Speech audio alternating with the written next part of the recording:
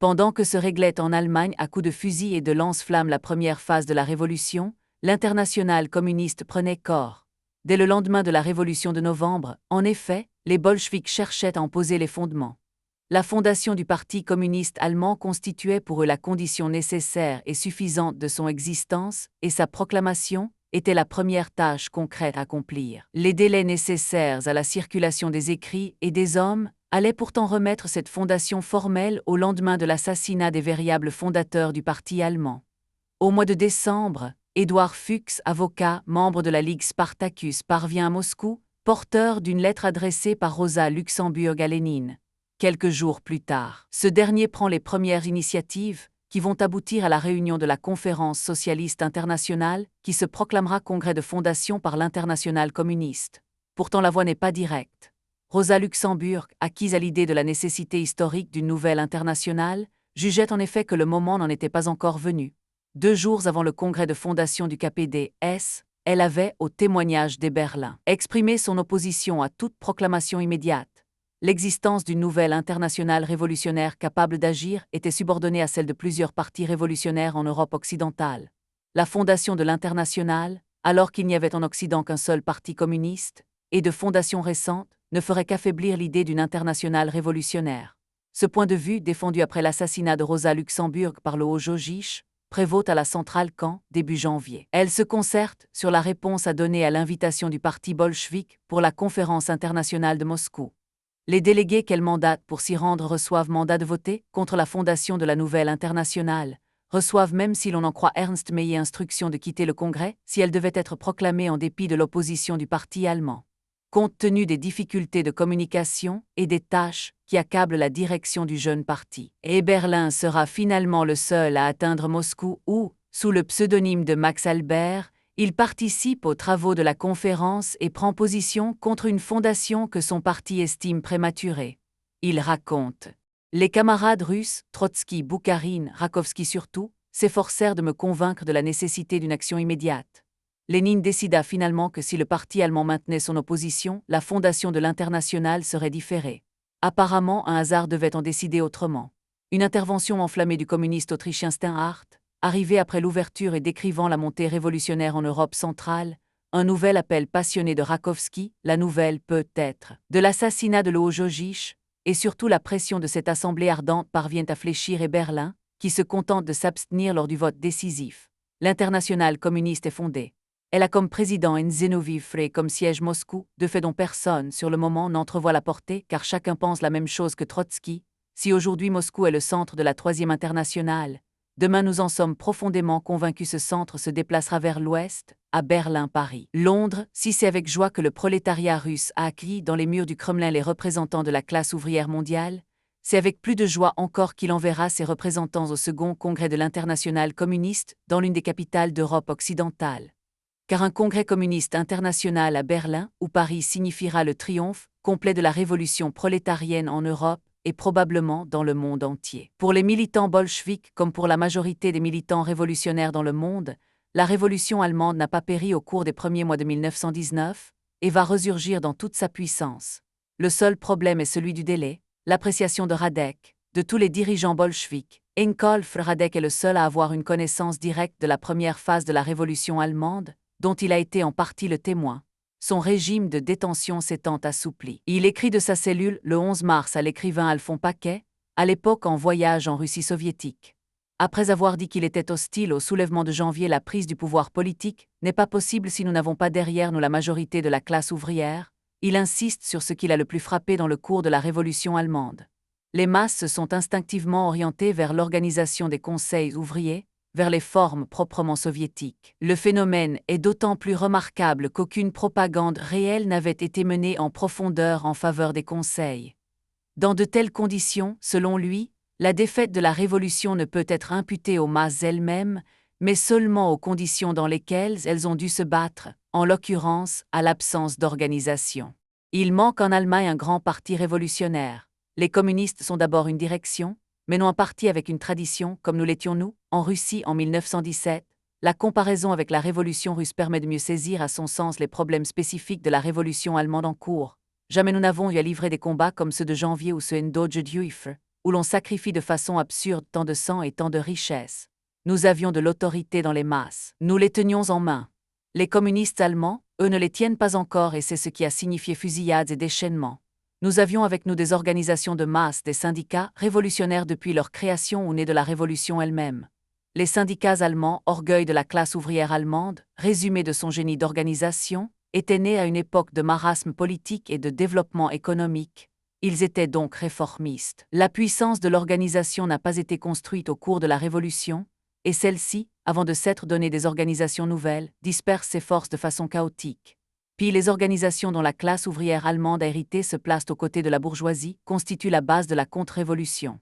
Voilà pourquoi la révolution est un élément sauvage, déchaîné. Et encore ceci, nous avons marché au pouvoir par la voie de la lutte pour la paix, et l'armée était avec nous, la bourgeoisie ne pouvait pas, comme elle le fait en Allemagne, frapper grâce à l'appui de mercenaires. Et finalement, la bourgeoisie en Allemagne est bien plus forte qu'elle ne l'était en Russie.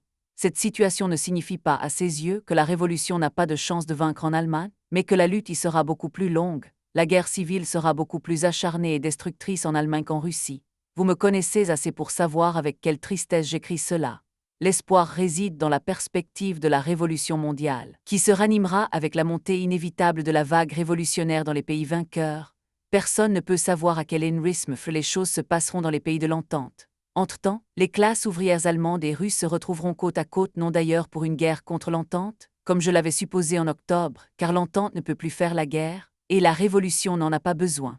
Dès qu'apparaîtra en Allemagne un gouvernement ouvrier énergique, les éléments de désorganisation seront rapidement surmontés, précisément à cause de ces traditions d'organisation qui aujourd'hui aboutissent à des résultats différents.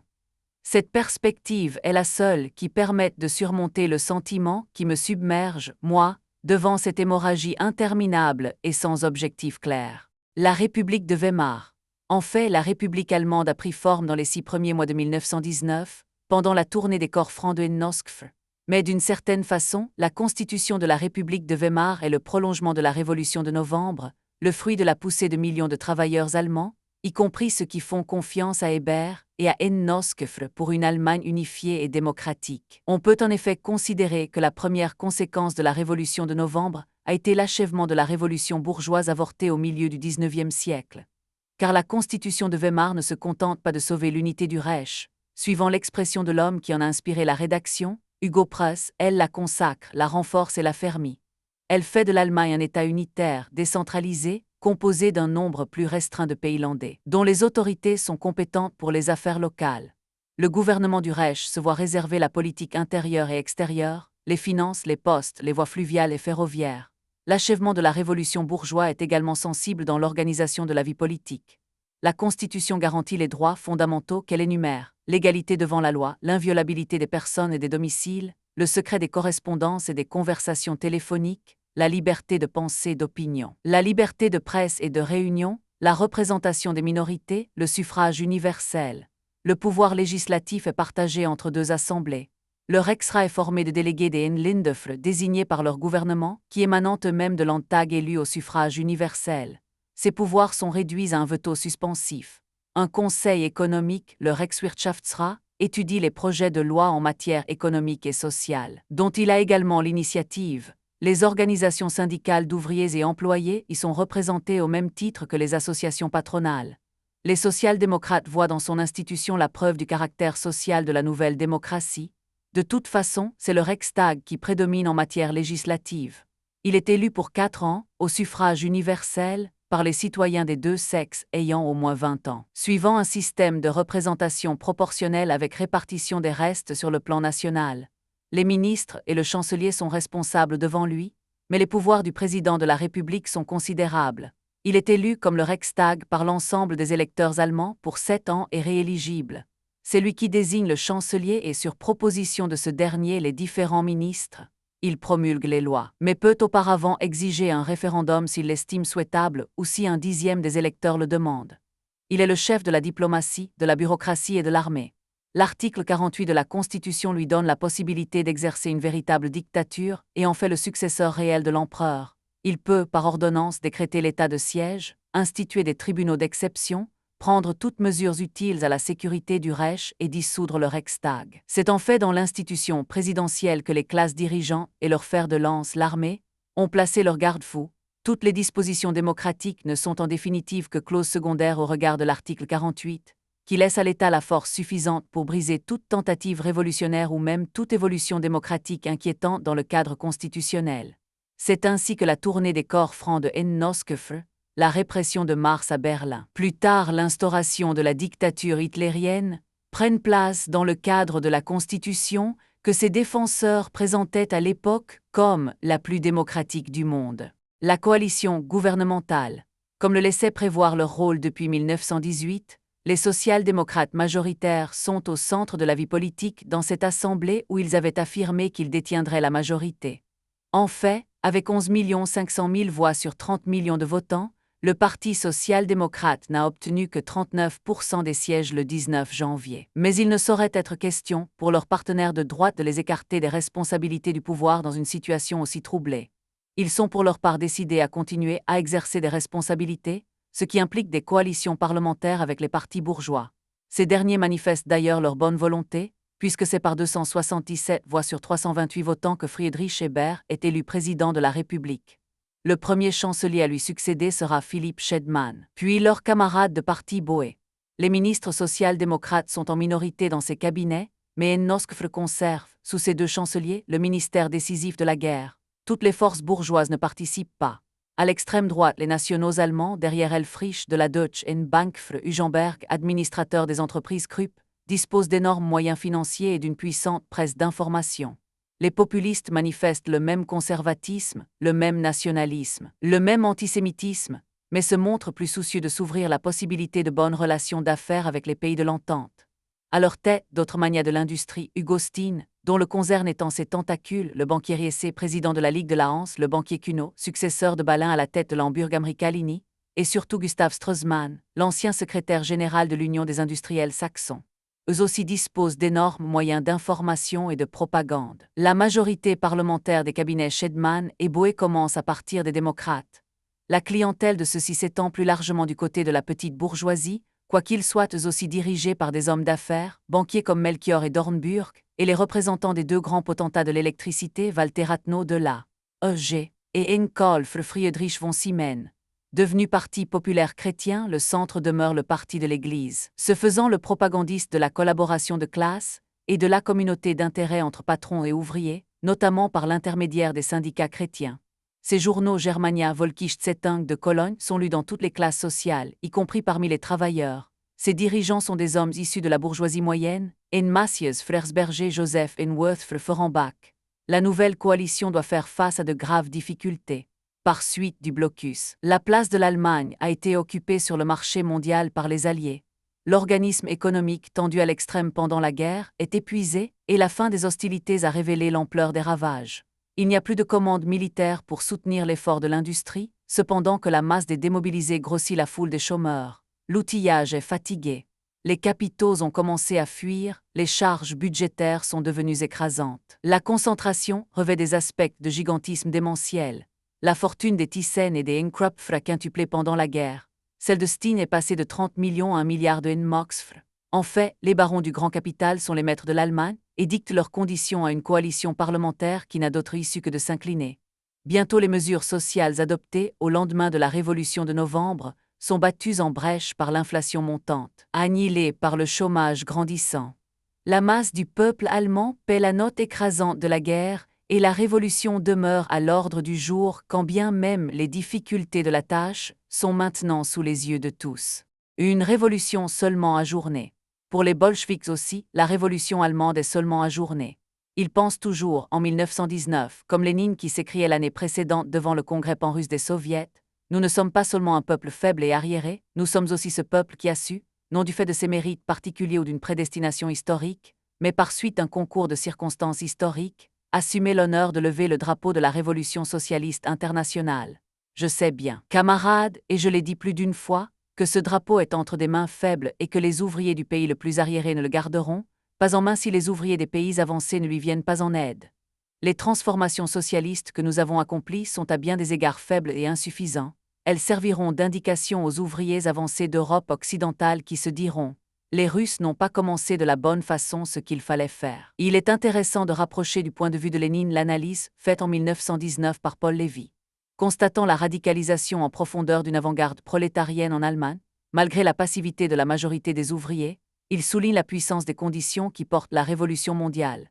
Ce sont les circonstances objectives qui ont poussé vers la révolution avec une force d'airain un prolétariat aussi peu doué pour la révolution et aussi peu porté vers elle que le prolétariat allemand. Tirant le bilan de la première vague allemande, il précise « C'est en Allemagne que se décidera le sort de la révolution mondiale, et ce non pas à cause d'une imaginaire supériorité du prolétariat allemand, mais parce que, même après la révolution du 9 novembre, la bourgeoisie allemande est demeurée aussi dangereuse qu'auparavant par son talent d'organisation, sa puissance et sa brutalité, et qu'elle n'est devenue que plus dangereuse encore en endossant le vêtement neuf et séduisant de la social-démocratie. C'est à cause du danger que constitue pour la révolution mondiale le militarisme allemand et la bourgeoisie allemande que nous considérons l'Allemagne aujourd'hui encore comme le cœur de la révolution mondiale, le terrain sur lequel se décidera son destin. Dans un article de la Pravda, Trotsky, au printemps de 1919, tente cependant d'expliquer ce que les bolcheviks appellent désormais le retard de la révolution allemande, écartant l'analogie avec la révolution russe. Il souligne que le facteur décisif de l'échec de la première vague a été le rôle joué par la social-démocratie. L'histoire a manifesté une fois de plus une de ses contradictions dialectiques. Ce fut précisément parce que la classe ouvrière allemande avait dépensé la plus grande partie de son énergie dans la période précédente à l'édification d'une organisation se suffisant à elle-même que, lorsque s'ouvrit une nouvelle période, une période de transition vers la lutte révolutionnaire ouverte pour le pouvoir, la classe ouvrière allemande se trouva absolument sans défense sur le plan de l'organisation. Pour lui, comme pour Radek, c'est donc l'absence d'un parti communiste comparable au parti bolchevique qui explique les caractères originaux de la révolution allemande. Non seulement la classe ouvrière est obligée de lutter pour le pouvoir, mais encore elle doit, en même temps, créer sa propre organisation et entraîner ses futurs dirigeants dans le cours même de la lutte. Il est vrai que, dans les conditions de l'époque révolutionnaire, ce travail d'éducation est accompli sur un rythme fiévreux, mais il faut néanmoins du temps pour l'accomplir. En l'absence d'un parti révolutionnaire centralisé, avec une direction de combat dont l'autorité soit acceptée universellement par les masses ouvrières, en l'absence de noyaux dirigeants du combat de chefs éprouvés dans l'action, mis à l'épreuve de l'expérience à travers les différents centres et régions du mouvement prolétarien, ce mouvement en explosant dans les rues, devient nécessairement intermittent, chaotique. Se traînent ces grèves qui explosent, ces insurrections et ces combats de rue constituent à l'heure actuelle l'unique forme de mobilisation ouverte possible des forces du prolétariat allemand libéré du joug du vieux parti. Et en même temps, dans les conditions données, l'unique moyen d'éduquer de nouveaux dirigeants et de construire un nouveau parti.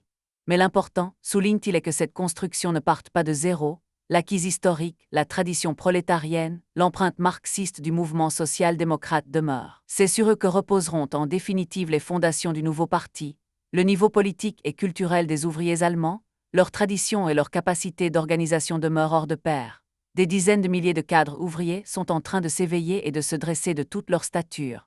Les troupes de la révolution victorieuse de demain, la masse des ouvriers avancés seront gagnés par les communistes au sein du Parti social-démocrate indépendant, au sujet duquel Trotsky écrit « Si la mission historique du Parti indépendant de Kotskiaz consiste à introduire des hésitations dans les rangs du parti gouvernemental et à offrir un refuge à ces éléments effrayés, désespérés ou indignés, alors, à contrario, le tumultueux mouvement dans lequel nos frères d'armes spartakistes sont en train de jouer un rôle aussi héroïque aura entre autres comme effet de provoquer une démolition ininterrompue de la gauche du parti indépendant, dont les éléments les meilleurs et les plus dévoués sont entraînés dans le mouvement communiste.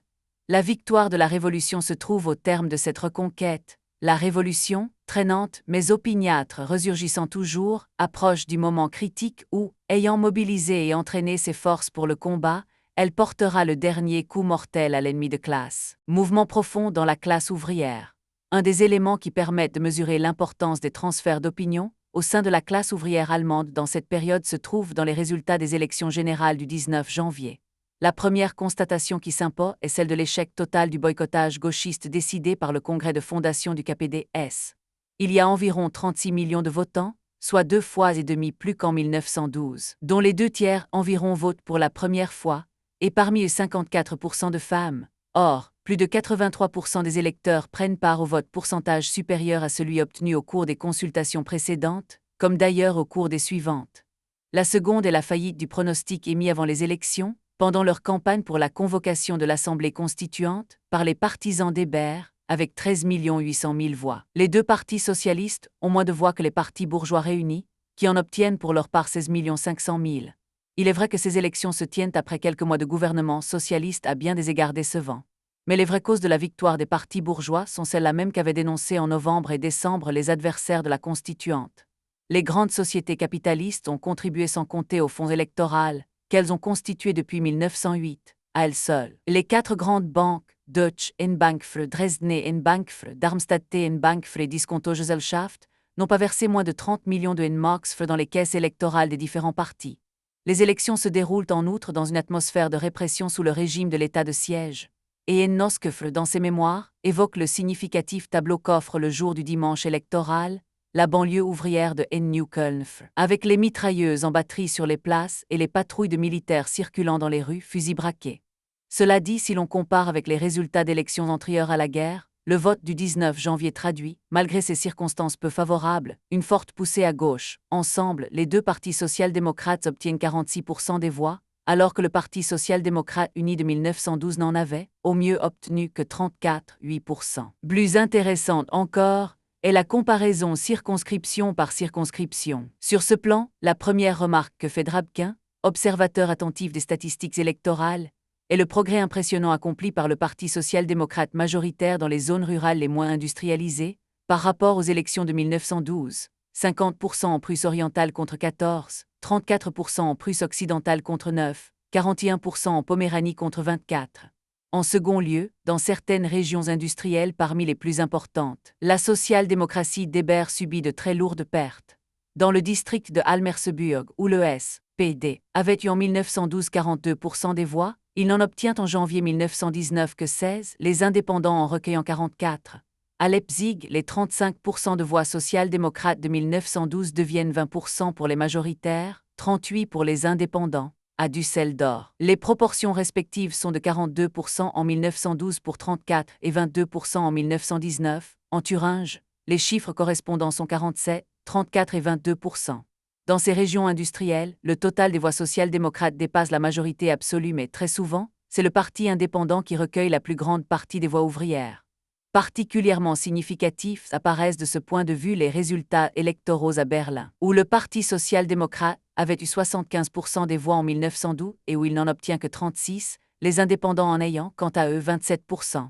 Dans les quartiers ouvriers de Weddingfre et de Friedrichshain, les deux partis ont sensiblement le même nombre de voix, soulignant ce double mouvement des voix du SPD, en progrès dans les zones rurales, en perte de vitesse et sérieusement concurrencé par les indépendants dans les régions industrielles. Drabkin en conclut à l'influence croissante des électeurs petits bourgeois du SPD. Même si cette remarque est fondée, une partie de la classe ouvrière demeure derrière le parti, surtout dans les petites villes. C'est dans les grands centres industriels que les indépendants commencent à regrouper sur leurs candidats des majorités ouvrières, entamant quelques-unes des plus solides positions de son adversaire. Le fait important est qu'en cette période, dont personne ne doute qu'elle ne conserve un caractère de stabilisation précaire, le Parti communiste, clandestin et en pleine crise, soit apparemment à l'écart de la compétition.